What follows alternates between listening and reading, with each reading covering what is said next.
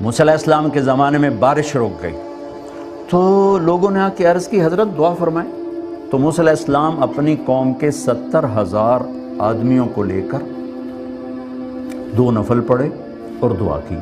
بارش اور دھوپ اور تیز ہو گئی تو موسیٰ علیہ السلام نے کہا یا اللہ ہم نے تو بارش مانگی تو نے دھوپ اور تیز کر دی.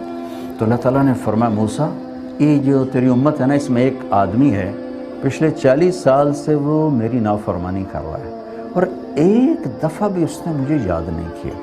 جب تک وہ اس مجمع میں کھڑا ہے میں بارش نہیں کروں. اس کی نحوست اتنی بڑھ چکی ہے کہ تم سب کی دعائیں رک چکی ہیں. اس کو نکالو پھر بارش کروں.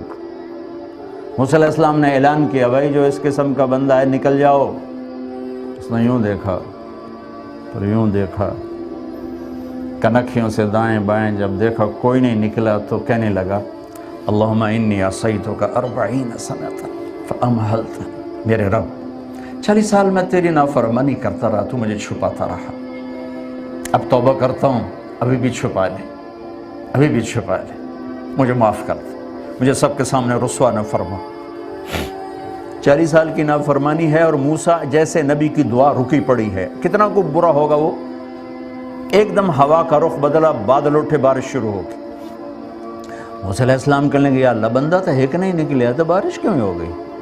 تو اللہ تعالیٰ نے فرمایا اور جس کی وجہ سے روکی تھی اسی کی تو فعل ہوگی.